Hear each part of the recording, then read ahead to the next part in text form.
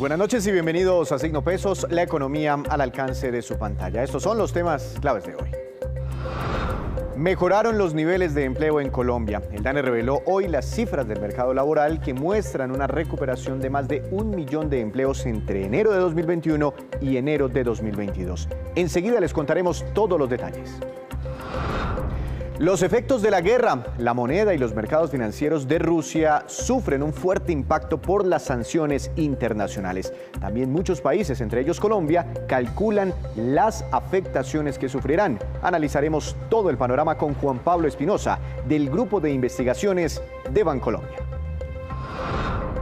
Concluyeron las OPA de Sura y Nutresa. En minutos analizaremos cómo le fue finalmente al Grupo Gilinski con la compra de más acciones de esos dos conglomerados del empresariado antioqueño. El experto Andrés Moreno Jaramillo nos acompaña para explicar todo este tema.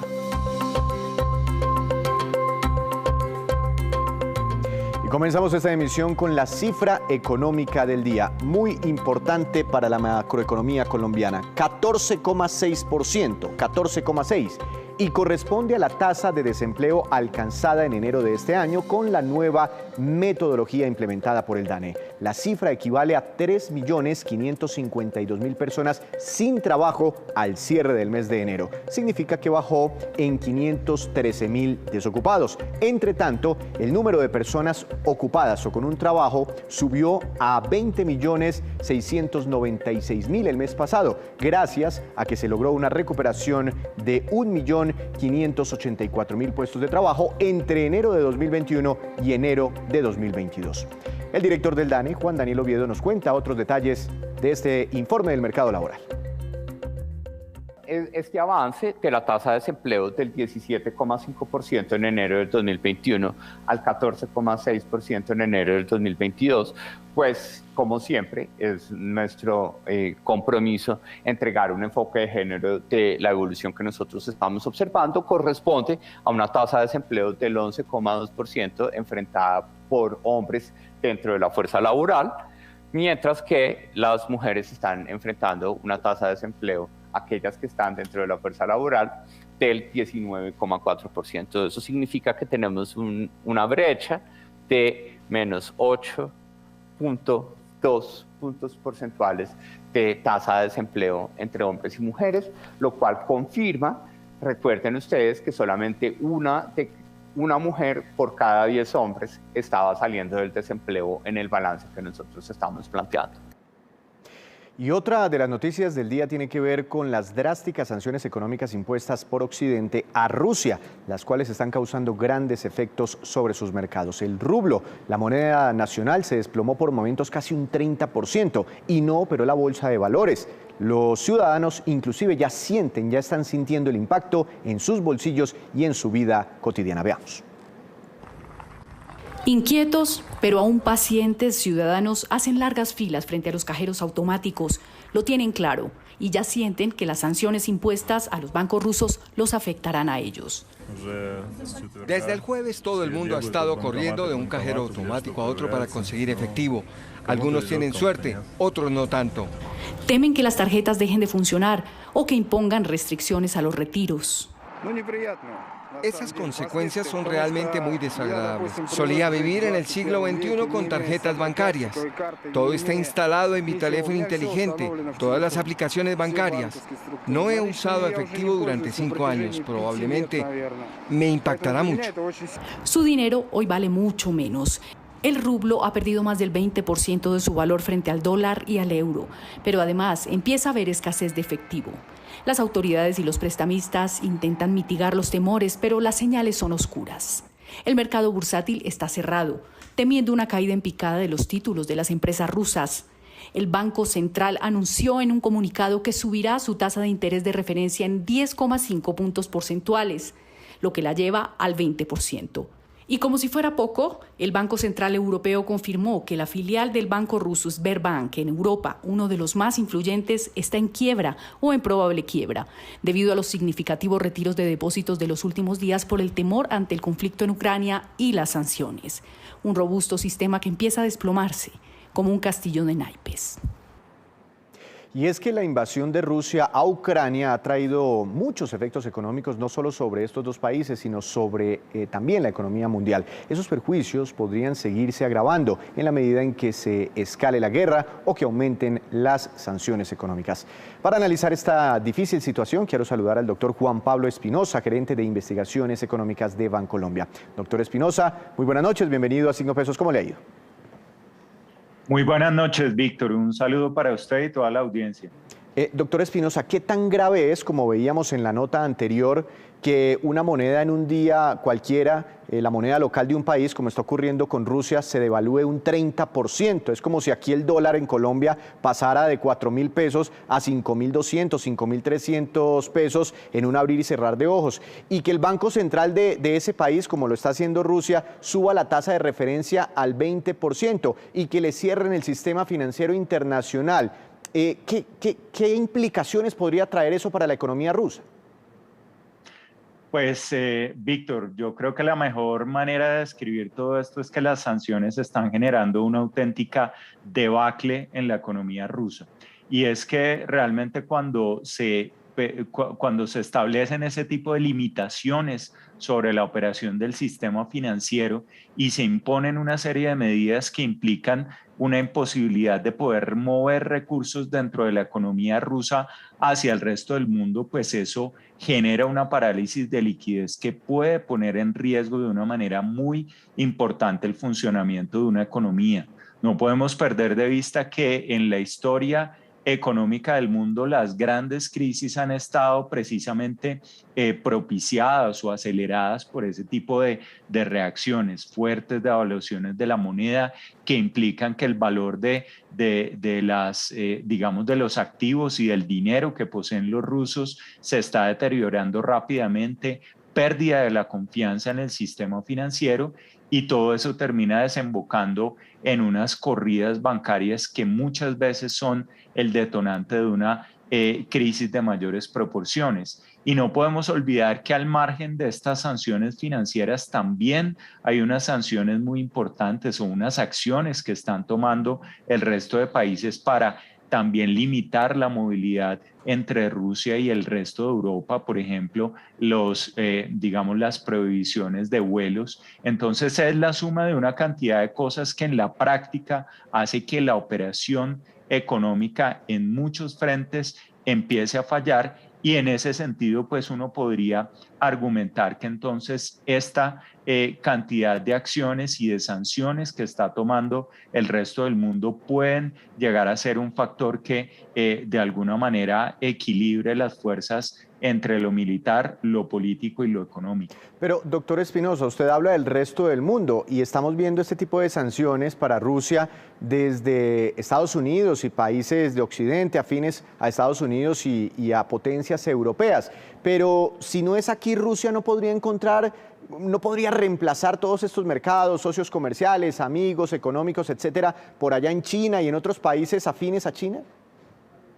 Esa es una excelente pregunta, Víctor, porque de alguna manera el gobierno del presidente Putin se ha venido preparando incluso desde todo el tema de la anexión de Crimea en el año 2014, justamente a poder operar en medio de una serie de restricciones que podrían eventualmente imponérsele desde el mundo occidental en represalia a ese tipo de acciones de tomas hostiles de territorios. Entonces, la misma Rusia ha venido desde hace un tiempo diseñando su propio sistema de comunicación entre bancos para poder hacer operaciones entre entidades financieras. También ha venido desarrollando un plan, que data de tiempo atrás, en el sentido de reducir sus tenencias de dólares y empezar a operar mucho más con otras monedas. Entonces, hoy por hoy las reservas internacionales de China están en buena medida soportadas en euros, en oro,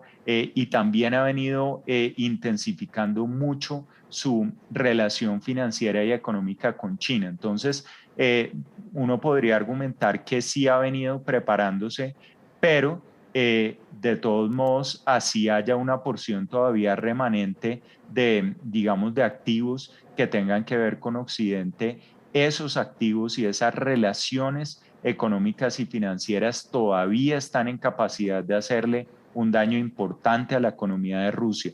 Es decir, que hoy en día estamos viendo la verdadera prueba de fuego si todas esas, digamos, planes de contingencia que adoptó el gobierno de Rusia en estos últimos años, al final del día van a ser efectivos para tratar de contener una crisis. Y hay que recordar una cosa, Víctor, y es que cuando uno siempre analiza este tipo de situaciones en la historia, uno se da cuenta que muchas veces la liquidez y el estado del sistema financiero terminan siendo ese detonante de cuestiones, digamos, de un fondo mucho más, digamos, de unas repercusiones mucho más profundas, y entonces terminan siendo pues el origen de la debacle de muchas economías. Ya le voy a preguntar sobre una investigación que hicieron ustedes respecto a los impactos puntuales sobre Colombia, pero antes una pregunta, porque muchos expertos internacionales están diciendo, ojo,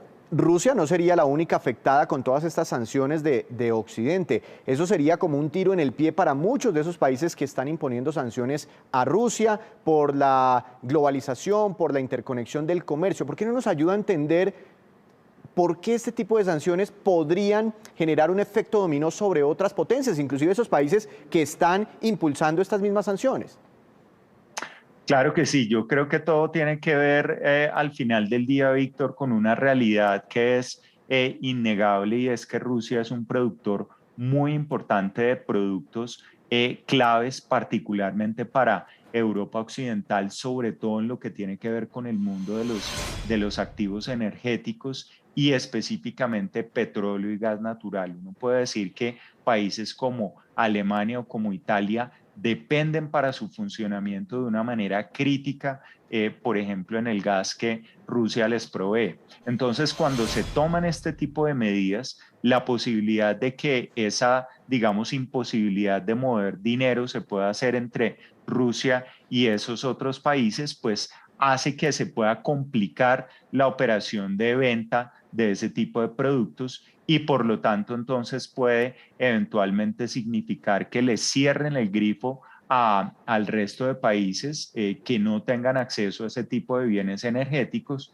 Y pues todos sabemos que de alguna manera la economía contemporánea funciona alrededor de los combustibles y de todos estos productos. De modo entonces que es de alguna manera, por ponerlo en términos coloquiales, un poco la encrucijada de si se le imponen sanciones muy duras a Rusia, y eso trae consigo, digamos, un bloqueo de ese tipo de mercados, pues los efectos serían muy grandes, y por eso de alguna manera Europa está entre ser muy agresivo o jugar mucho más a una estrategia de démonos pasito con el gobierno de Putin. Una última pregunta, doctor Espinosa. ¿Ustedes qué identificaron sobre la relación comercial entre Colombia y Rusia? Estas sanciones impuestas ya a Rusia nos pegarán a nosotros los colombianos de alguna forma. ¿Qué encontraron a través de su investigación? Bueno, cuando pasan este tipo de eventos, Víctor, hay dos tipos, digamos, de relaciones que uno tiene que analizar. Las primeras son las directas, es decir, si hay un conflicto en el que intervenga un país con el que uno tenga una relación comercial muy fuerte, pues eso puede generar dificultades, o si geográficamente también uno está muy cerca del núcleo de conflicto. Colombia afortunadamente no está en ninguna de esas dos situaciones, de modo que nuestra, digamos, impacto es mucho más de tipo indirecto. Y en ese sentido, los dos aspectos particulares que nosotros destacamos es, primero que todo, Colombia es un país que depende en su sector agrícola en una proporción importante de un insumo que utiliza el sector agropecuario colombiano, que es la urea. Es uno de los fertilizantes que se utilizan en muchos cultivos, y Colombia aproximadamente la tercera parte de ese insumo lo trae de Rusia y de Ucrania, de modo que la posibilidad de que tengamos limitaciones en el acceso a ese insumo clave del sector agrícola, pues lo que puede hacer es acrecentar esa situación de costos al alza que han estado viviendo los agricultores colombianos, y eso se puede traducir a la vuelta de un tiempo en una mayor inflación de alimentos, que recordemos es el rubro que está jalonando hoy en día la inflación al consumidor. Y el otro elemento tiene que ver con el precio del petróleo. Claro. Y el precio del petróleo, digamos, nosotros estamos habituados por lo que pasaba antes en el país a que fuera una buena noticia que tuviéramos precios, por ejemplo, de la referencia Brent cerca de los $100 como estábamos viendo hoy en día. De alguna manera Colombia se ve beneficiado por esa coyuntura, pero ojo que una de las cosas que identificamos en nuestro reporte es que ese efecto positivo de los precios del petróleo hoy en día en nuestro país es mucho menor del que teníamos antes. Y la razón es que los excedentes disponibles para exportar crudo en Colombia se han venido reduciendo de una manera importante, aproximadamente a la mitad de lo que podíamos exportar en 2013 frente a lo que nos queda disponible para exportar. Hoy en día hemos pasado prácticamente a la mitad, un poco más de 400,000 barriles diarios, lo cual implica, y para que digamos sea perfectamente clara esta comparación, en que si nosotros quisiéramos llegar a los mismos valores de exportación de petróleo que tuvimos en el último gran año de la bonanza petrolera, que fue el año 2013, el Brent tendría que subir aproximadamente a $186 por barril, lo cual quiere decir entonces pues que, digamos, frente a todo esto que estamos viendo, pues estamos lejos de poder aspirar a tener una bonanza petrolera como la que se pudo haber dado en el pasado. Es que Colombia está lejos de recuperar el 1.000.000 de barriles diarios de producción. Doctor Espinosa, muchas gracias por ayudarnos a entender toda esta situación relacionada con la crisis económica que aparentemente se está desatando en Rusia. Muchas gracias, feliz noche. Un gusto, Víctor. Feliz noche para todos. Desde el Departamento de Investigaciones Económicas de Bancolombia, hacemos nuestra primera pausa, pero cuando regresemos, espere, ¿cuáles son las empresas del país con mejor índice de inclusión laboral de género? Ya les contamos. Continuamos, regresamos a Signo Pesos. Hoy concluyeron los términos de las ofertas públicas de acciones que el Grupo Gilinski tenía para comprar más participaciones dentro de Nutresa y dentro del Grupo Sura. Para analizar el tema, para entender el balance, hemos invitado a un experto en la materia, doctor Andrés Moreno Jaramillo. Buenas noches, bienvenido a Signo Pesos. ¿Cómo le ha ido? Buenas noches, Víctor, ¿cómo estás? Muy bien, muy agradecido por la invitación. Doctor Moreno, bueno, recordemos que ya el doctor Gilinski desde el año pasado había lanzado unas primeras ofertas, tanto por Sura como por Nutresa. Producto de esas primeras operaciones, se quedó con un poquito más del 25% en cada una de las compañías. Luego lanza otras dos ofertas para aumentar esas participaciones, tanto en Sura como Nutresa, y hoy se acabaron, hoy conocimos los resultados. En el caso de Nutresa se quedó con un poquitico más del 3% adicional, y en el caso de Sura con aproximadamente el 8% adicional. ¿Cree usted que fueron exitosas estas segundas operaciones? Bueno, son de cal y arena.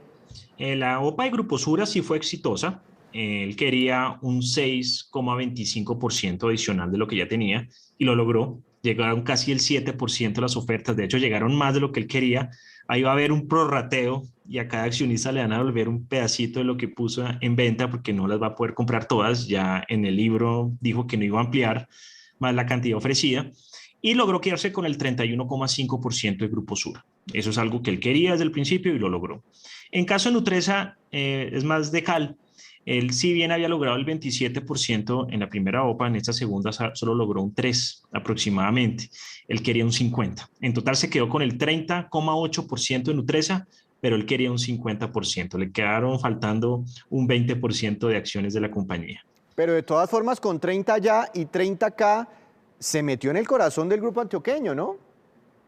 Claro, no, la sumatoria de ambas OPAs gana Gilinski, por supuesto, en un negocio multimillonario, termina girando casi 9 billones de pesos al mercado accionario en apenas 2 meses, 7,8 billones en la primera OPA, ahorita casi 1,5 billones más o menos de esta segunda. Y claro, quedarse con el 30% de Nutresa espectacular, Imagínate la cantidad flotante que adquirió, lo que había circulando en la bolsa lo cogió, y en Grupo Sura pues logró lo que quería también. Entonces, sumando las dos, por supuesto que sí, es un gran ganador de esta operación bursátil en el mercado de capitales. ¿Esto le da acceso a cuántos puestos en junta? ¿Eso se puede saber o no en cada una de las compañías? Algunos dicen que todavía no alcanza a tener 2 puestos, otros dicen que sí, que ya alcanza a tener 2 puestos tanto en Sura como en Nutresa.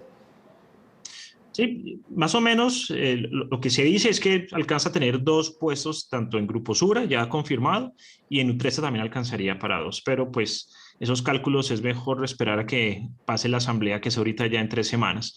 Yo creo que sí alcanza para tener 2 en Grupo Sura y 2 en Nutresa. Bueno, en el caso de Nutresa, siguiendo los trinos de muchos analistas, incluido usted, que ha estado muy activo en redes sociales, pues muchos decían, hombre, está pagando buena plata por Nutresa. Lo que está pagando el doctor Gilinski, más de 40.000 pesos por acción, nunca ese precio lo había tocado Nutresa en las negociaciones diarias de la Bolsa de Valores de Colombia. Es decir, estaba pagando un máximo histórico. ¿Por qué aún así no movió las fibras? ¿No logró que le vendieran más? ¿Qué cree usted que pasó ahí?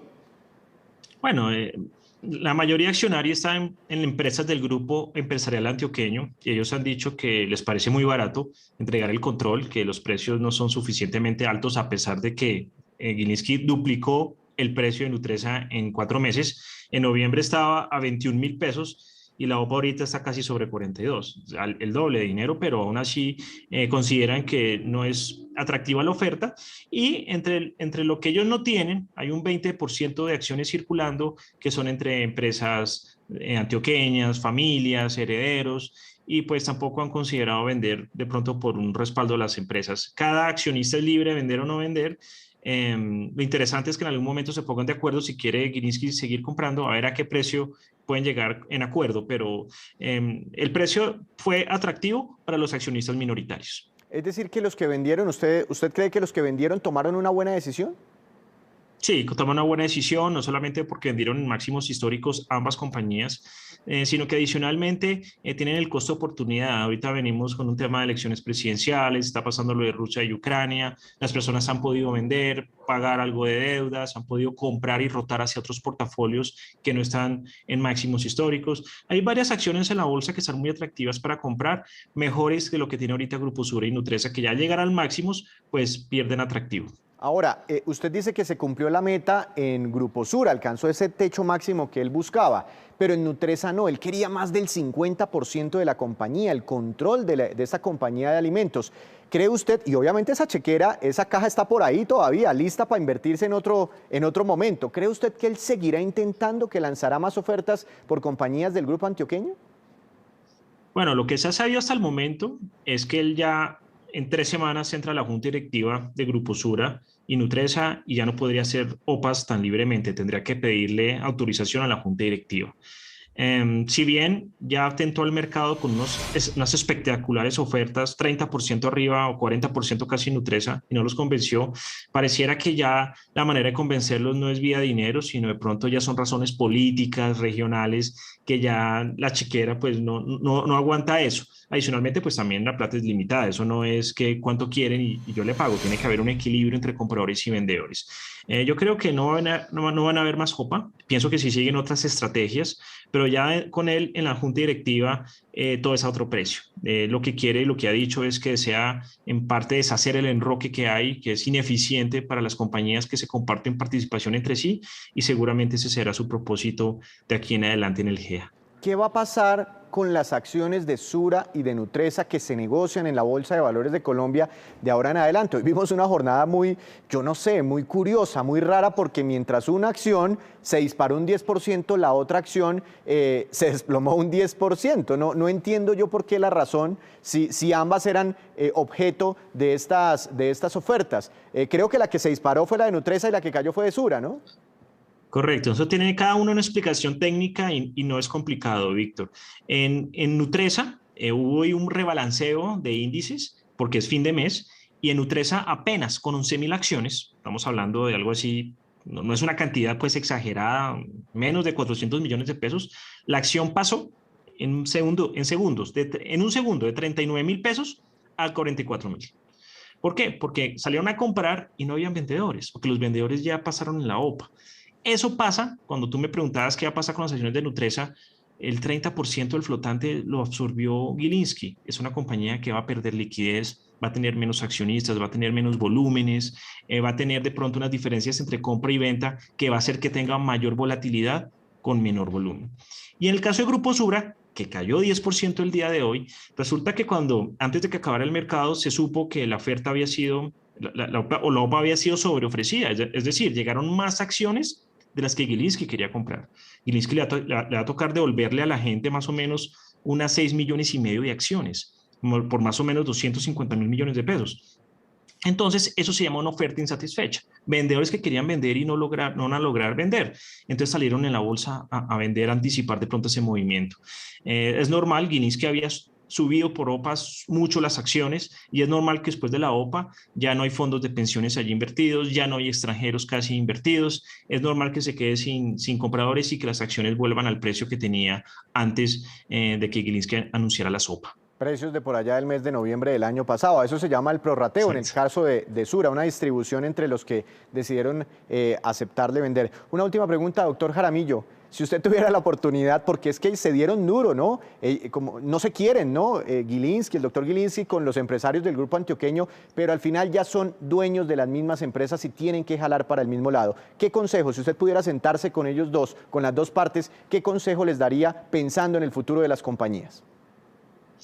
Que dejen los egos y el regionalismo, que realmente hay trabajadores importantes, ya no hay tantos accionistas, no quedan muchos, pero hay trabajadores, hay proveedores, hay una marca que respaldar. Cada uno tendrá una estrategia para hacer crecer la compañía. Seguramente Gilinski busca algo más globalizado y que entiendan que el mundo cambió, que el enroque que había hace 40 años seguramente actualmente no funciona y que lo que tienen que empujar es para que esas empresas sigan funcionando por el bien no solamente de los accionistas, sino también de miles de trabajadores y familias que dependen de ellos. Yo creo que se van a poder dar la mano y seguir adelante. Pues doctor Andrés Moreno Jaramillo, muchas gracias por estos minutos para Signo Pesos. Seguiremos hablando pues cuando llegue el doctor Gilinski a la Junta y bueno, las decisiones, a ver cómo es que se da eventualmente esa ruptura, ese tradicional enroque antioqueño. Hay mucha tela por cortar todavía. Muchas gracias, que tenga una feliz noche.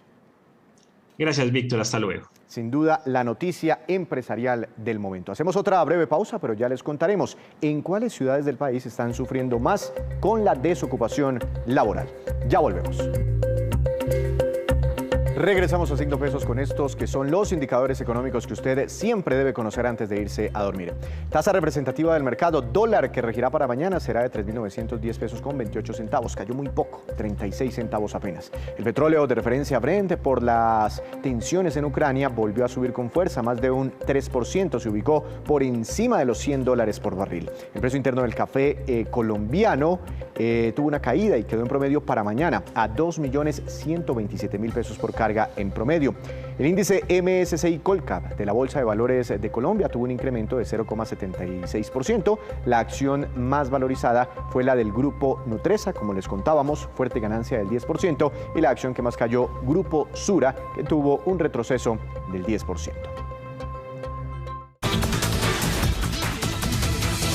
Volvemos con el tema de empleo y empresas, porque Juan Fernández nos tiene datos muy interesantes como siempre. Juan, ¿de qué se trata su tema hoy? Buenas noches, bienvenido.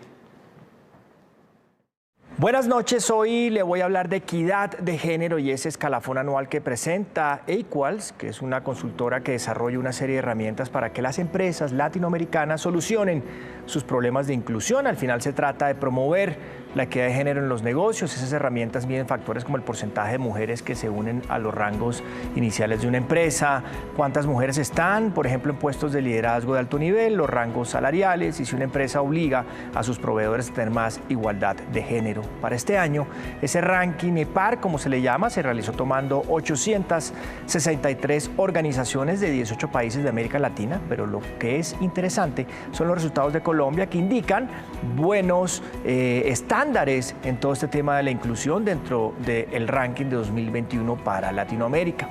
Entre los primeros lugares en la región se destacan empresas con operación en Colombia. Están ahí, por ejemplo, punteando Diageo Colombia, la Universidad Cooperativa de Colombia, SAP Colombia. En ese tercer lugar vienen empresas como Manpower Group de otros países como México. También está PepsiCo, Alimentos Colombia, AT&T en México o Alegría Comunicaciones también en Colombia. Y otras empresas como Johnson & Johnson Colombia. Y son datos que reconocen entonces esas mejores prácticas laborales, pese a que solo el 36% de las organizaciones latinoamericanas evaluadas cuenta con metas de género y el 38% con metas de género en liderazgo. Pero Juan, de todas formas el tema de la inclusión en las empresas está lleno todavía de muchos retos, ¿no? Sí, un porcentaje muy alto de organizaciones no tiene planes de acción y no desagregan sus datos en términos de etnia, de orientación sexual, de identidad de género. Por eso, las empresas deben medir puntos como la brecha salarial, la retención para monitorear cuántas personas de cada sexo están dejando los puestos de trabajo, de representación y ascensos, en fin.